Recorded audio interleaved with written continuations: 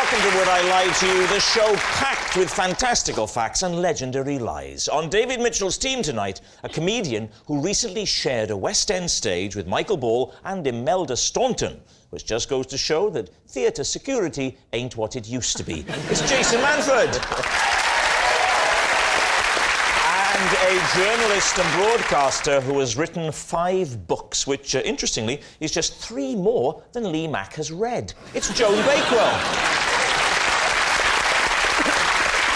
And on Lee Mack's team tonight, an actor who starred as an Ewok in Star Wars, a role he wasn't very happy with, as wanted to be Yoda, he did. Warwick Davis. And a man who spends his life sniffing tarts and poking his finger into muffins. From the Great British Bake Off, Paul Hollywood.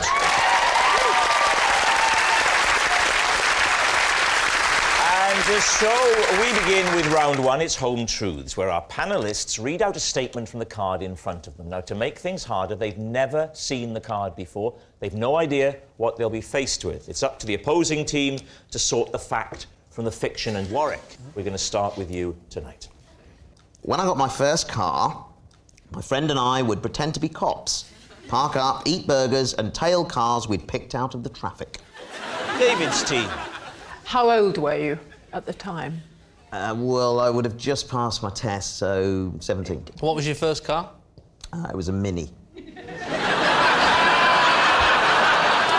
you indicate how you pretended to be cops? We used to watch a lot of American films where cops normally sat in the car eating donuts and drinking coffee, and then they'd see somebody go by who might be a criminal, and they'd sort of throw the food and speed up.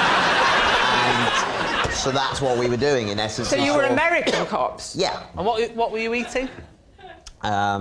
Just normally a burger and some chips. And how far would you let yourself get through the burger before you decide someone was a criminal and you throw it away?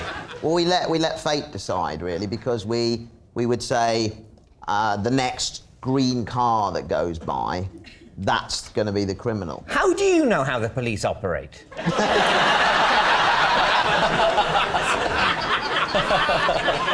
What happened when you caught up with them?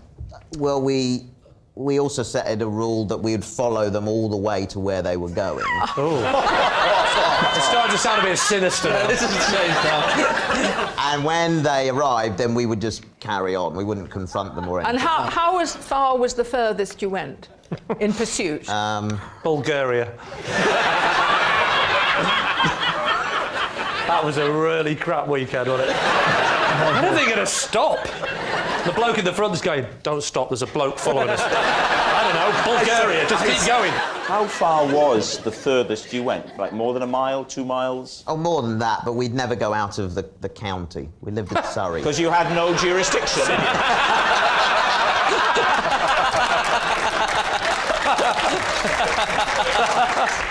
Did you exceed the speed limit? Well, if they did, we would then lose them because we didn't have authority to speed. What did you think they were guilty of? What were their crimes? Why were you after them? Just because we'd been told to. Who was telling you? Bring him in. Did you have little radios? All units, we're looking for a green Ford Cortina, registration Alpha Papa Papa Alpha. Didn't know Alan Bennett was a policeman.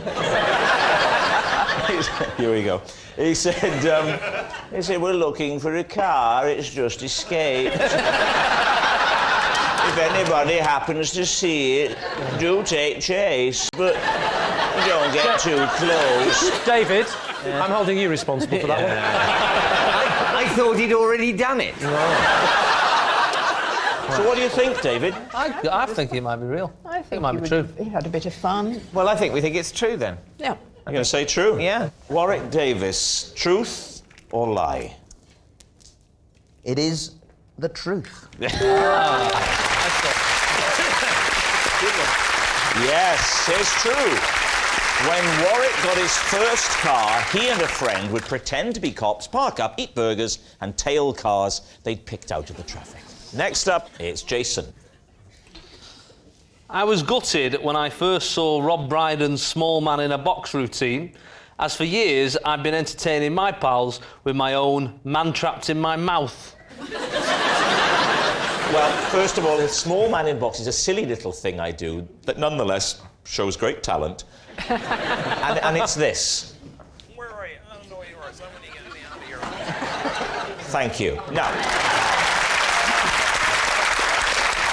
OK, can we hear the man trapped?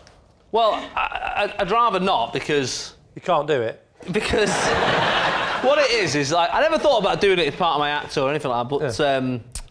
You know, it's like anything that's really, you know, that you think, oh, that's good. And then you see someone else do it properly and well, and, you know, like Rob. Yeah. And I thought, I can't do that now, because it's been done... Mine's amateur in... We'll take an amateur version, won't we? We won't... Yeah. We'll take any old rubbish you've got. I'd be embarrassed to do it That's why on, I want you to do it. BBC. I think the only way we can really get a grip on this is if you were to give us a little something. Yeah, you've got to give us a sample. Just have some water. You know what it's like, Rob. Careful, he'll drown.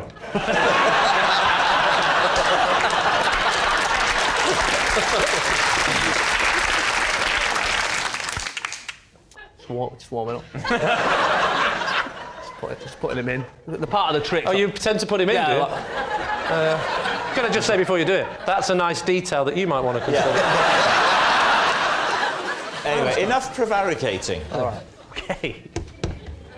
I wonder what you're going to do.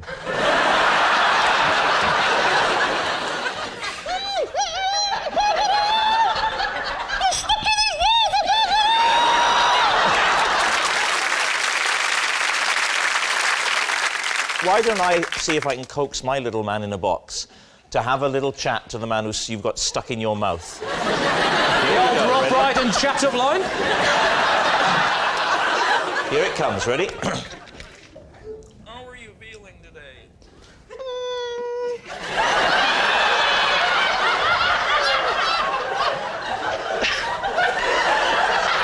Do you think it's possible that Jason might have been lying in what he's been saying? I don't know, because he could be better at it than he's making out. No, I'll be honest with you. That's the best I've ever done it. Tell you what we'll do. Just one last little try, and just the best it can be for us. Panicking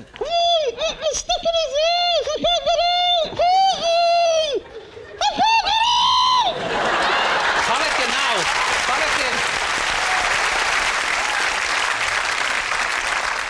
So what do you think then, Lee? Warwick.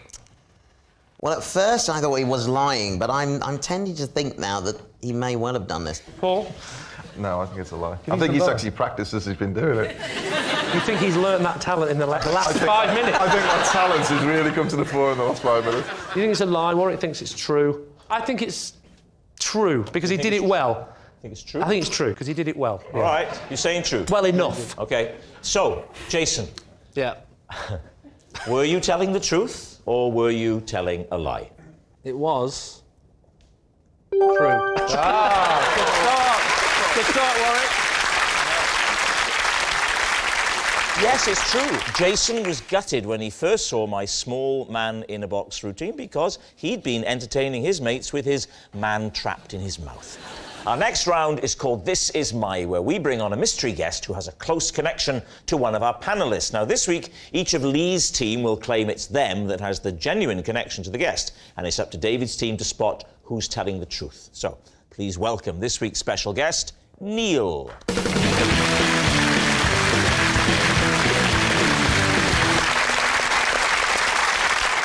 So, Warwick, what is Neil to you? Well, this is Neil, and he paid me to jump out of a tree in the park and propose to his girlfriend whilst dressed as an Ewok. Paul, how do you know Neil? This is Neil. He's my neighbour, and when he goes on holiday, I look after his parrot and take it out in the cage for a walk. And finally, Lee, what's your relationship with Neil? This is Neil, and to prove my manhood, I once assaulted a womble in front of him. So there we have it. Warwick's park proposer, Paul's parrot-walking neighbour, or Lee's womble witness. David, where do you want to begin? Where to begin? Yes. So, Warwick, Yes. Clarify exactly the transaction that you underwent with Neil. He paid me to dress as an Ewok and propose to his girlfriend. So, but if you proposed to his girlfriend, you then might have to marry his girlfriend. No, he was on his behalf. I mean, himself and his girlfriend were huge Star Wars fans. So you have got the costume at home just all the time? Well, I was given one after working on they the give you film. one? You ought to get that on eBay. Then you wouldn't have to jump out of trees and propose to people. You're obviously a successful actor, you know, obviously been in Star Wars, and you must have been doing better than having to pick the little jobs like this up. Yeah, but I mean... He's here, isn't he?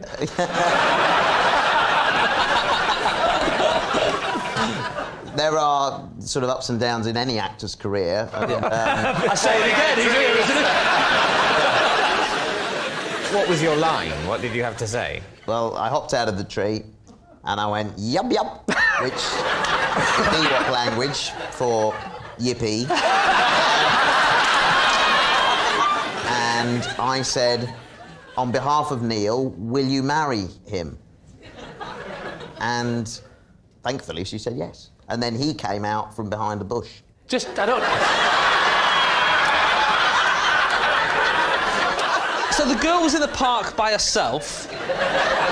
Hiding behind a bush. He's not with her that day. No. You jump out of a tree dressed as an Ewok, saying yup yup, and she stayed still and waited to hear the rest of the sentence. No, Neil and I had organised it. She always went this way home from work. So she was walking home from work as well. She was relaxing. Yeah. Was it after dark? No, it was in the summer. Okay. She knew she'd passed that particular tree. Yes. What was her name? Tracy. That is a name. That is a name. Isn't it? So you just walk away, leaving the two lovers together, and you just go home and feel... That's an image, isn't it? Mission Them accomplished. kissing and in the distance, a little Ewok walks away like that, with a little wave. Mission accomplished. Just as he goes over the horizon. Yup. My job here is done. Yeah. It's like they... Yeah. As he's giving out the leaflets for the local restaurant.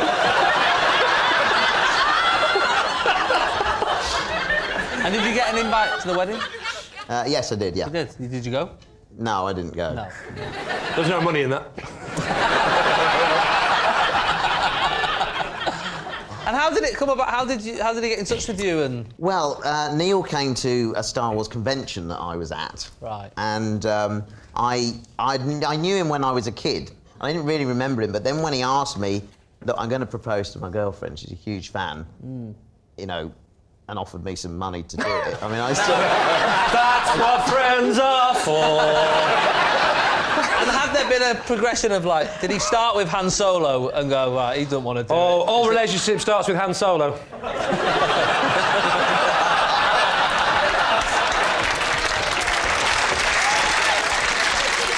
OK, well, let's move on to Paul. Now, Neil is your neighbour. Yeah. And he owns a parrot. Yes. Why does the parrot need walking? It needs to get out in the fresh air. So you walk down the road just with the parrot in a cage? Well, he's actually got... It's not like great exercise for the parrot, that, is it? No, it's to get the air. It's to get the air, and it keeps Couldn't them... you just use a hairdryer? What colour is the parrot? Well, it's got a blue head and sort of bronzy wings. Blue head, brown wings. Yeah, a little dark Sure, down it's the not bottom. a yellow. pigeon. It's bright blue. I mean, you seem to me too busy to be doing that as well. What does your neighbour do for a job? Poor Warwick, but he doesn't seem too busy to be doing jumping out of trees. I think you'd take it into the garden, just let it get some fresh air. No, it's actually the movement. He wants to see where, Well, you know, could around. walk round the garden, couldn't you? He could do, You know but... those washing lines on a pole that spin round? You could just attach it to that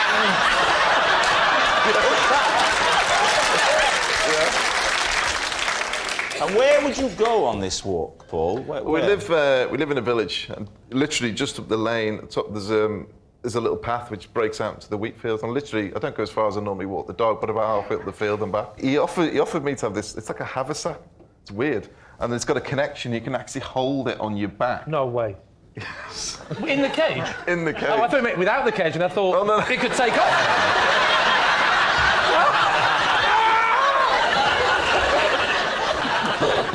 Now, what about Lee? So, Lee, the Womble assault. Yes. Tell the story. Well, there was a Womble.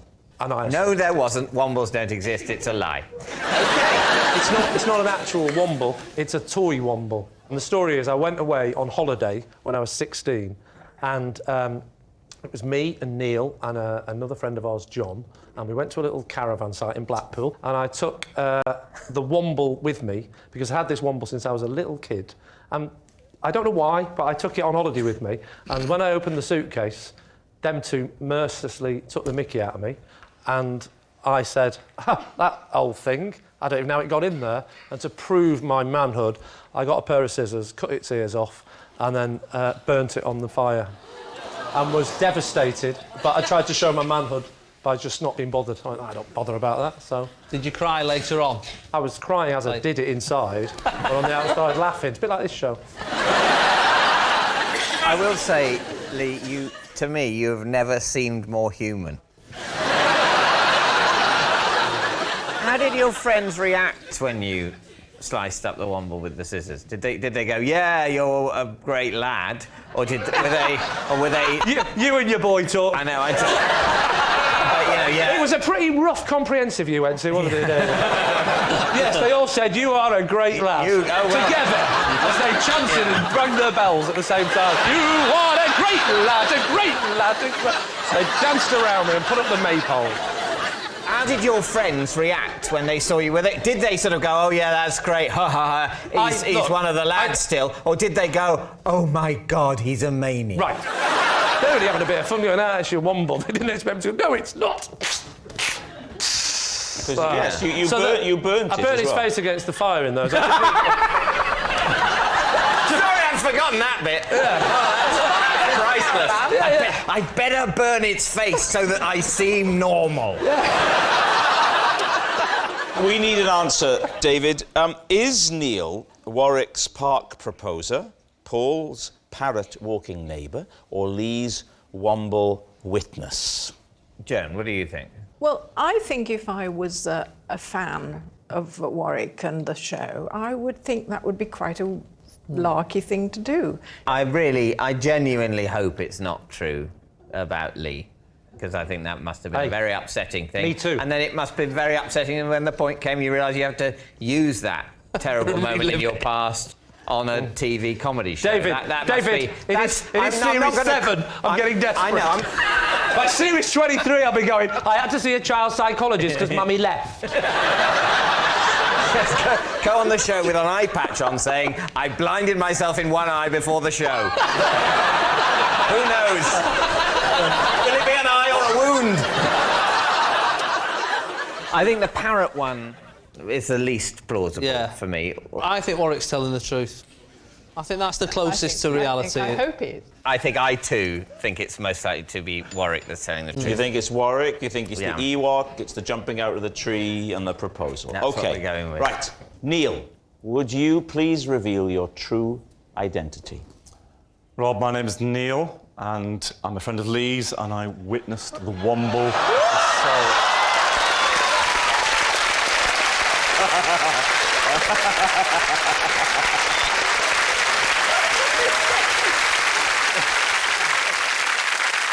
I think I feel 1,000 years older. Thank you very much, Neil. Thank you.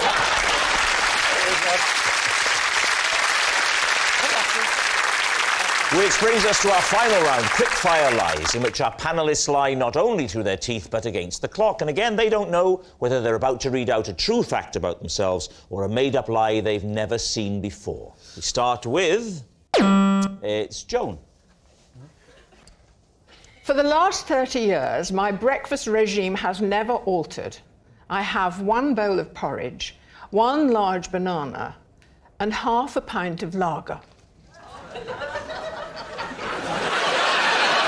Lee, how much do we want this to be true? It's healthy. It really isn't. Sorry to break it to you, but porridge is not good for you. So for 30 years, why did you start, apart from emotional problems, drinking breakfast? I had a bit of a thing about staying healthy as I got older. I thought it was important to have a routine, to have regular nourishment that answered many of the needs of the diet fads that were around at the time. And then, of course, once I'd started, I liked it. Well, where did the alcohol come into it, though? Well, you can't just have porridge by itself and banana. It's very dry. You have to have something to drink with it. Are you seriously in a half-pint glass or in a pint glass that's half full? It's half a pint. Have you got it on draft in the kitchen? No, I don't do that. I buy lager like other people do in cans. I don't gulp it down. I just like enjoy it. I read The Guardian The while potassium... You read The Guardian with your half a lager. and your banana and the other one. Exactly. Forget the paper.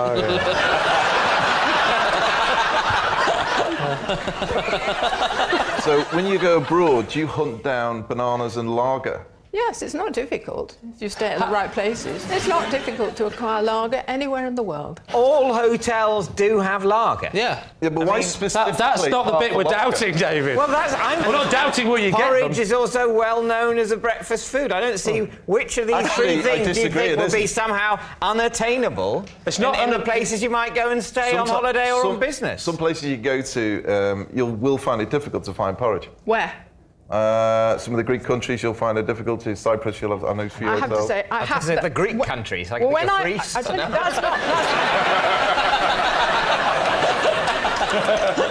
that's not been the problem that I've encountered is when I go to stay somewhere in which I've rented a villa or something, Yeah. and then I take porridge oats with me. And beer. And Obviously beer. lager as well. No, you can order that. Where'd you go? You can't order it in a villa. No, you can't order it, but Unless you you can open the take back door and scream, You can- I'm a heavy drinker, somebody help me. At 7 in the morning, I've got an hour! I need lager! Orange and a banana, thank you. I have genuinely never been in a villa in another country when there hasn't also been lager there. In the villa? Yeah, in the but villa. that's not naturally occurring. But when people go on holiday, British people, they go on holiday, the first thing they take do is they lager. buy a load of lager. Do you find yourself sometimes on a stressful week having quite a few breakfasts during the day? Were you in the green room before? What are you having for dinner, Joe? Oh, I'll just have another breakfast. I see porridge and banana, and yes, another little half a lager. Let me just say, Joan, whatever it is that you do, it's working because Thank you. You look fantastic. You see, that's how you talk to a lady. Now, Lee, what are you thinking? She couldn't understand a word you said. She's drunk.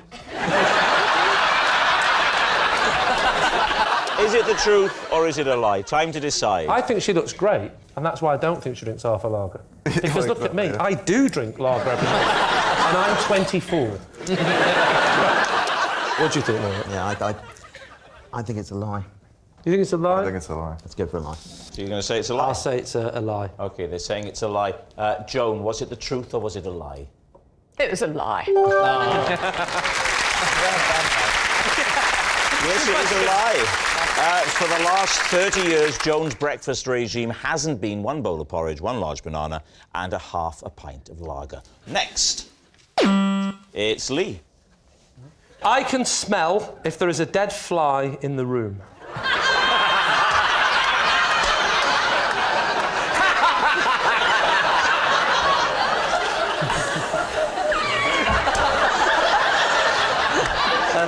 Can I just say, I know it sounds ridiculous, but I can smell a dead fly in the room. So, it's what you're saying, that if there isn't a dead fly in the room, you have no sense of smell? No, that's not what I'm saying. And you know damn well that's not what I'm saying, David. No, I can smell if there is a dead fly in the room. I can smell the dead fly. So is there a dead fly in here? Hold on. No, I can't smell a dead fly in this room, obviously. This is what we call a normal-sized room, Let's is it? see. Okay, well, A room in my house. How do you prove this? Do you actually sniff it out? Can you actually, like a sniffer dog, you actually find the dead fly with your nose? Or you just go... No. Is I there a dead fly I in never here? told you I could find them. you can't locate it, you just know it's somewhere within the walls. Well, not within the wall. I'm not talking about flies that might have been killed by a serial killer and then sort of plastered in. Yeah. I can't smell them. I No, can't smell no. them. No, definitely not. Right, OK. But you can't locate them, you just know there's somewhere I in can the smell room. if there's a dead fly in the room. So How can you put it to the test? Because you might have been in a room in which there was a dead fly and you have not smelt it and said there is no dead fly in this room. And people have believed you, and yet lurking in the corner... It's a good question, Joan. It's a very good question. And I wish that I had a good answer. Just by the law of averages, there's been too many times when I've gone in a room and gone, there's a dead fly in this room. And quite often, we will see the dead fly. What do you mean quite often? It has to be always. It has to be always. I can smell if there's a dead fly in the room, so I will go in and go, I think there's a dead fly in the room. That's just a polite way of talking, David. I don't go, there is a dead fly in the room! It's a fact every time! This room is I talk more softly than you, David. I have a softer... I don't show off about my talents. Okay. I walk in a room and I go, I think there's a dead fly in this room. In fact, no, I think you'll find there is definitely. There always is. There always is. What does the dead fly smell of? It's a smell that I wouldn't want to describe to a friend. Try. Imagine you're a wine connoisseur. Right. It's the smell of a dead fly. I'm getting... what are you getting? I'm getting a bit of wing. I'm getting another wing. And how many wings of flies? What is it, 2 or 4? 4. Another wing. And no, wait. There's only 3 wings. I think I know how this fly died. You've not really described the smell there. You've described the body parts of a fly while making sniffing noises. Well, I can't. You know, I'm a professional. You're an amateur. I'm trying to say it in layman's terms. Well, earlier on, I was. I came to see you in your dressing room to say hello, and I had a little look in the window, and only now I'm thinking there was a dead fly in there, and you never mentioned it. Before you came in, I went, smell of fly. But I found that smell was soon overpowered, Jason. David, time to make your mind up. Is he telling the truth? Is that whole fly-smelling thing real? Well, let us pay him the respect of pretending to consider it. You don't believe him when he says... I do not believe him. Well, I think lie. You think lie, you're saying lie. OK. Lee, were you telling the truth, or was that a lie? I've actually started believing it myself.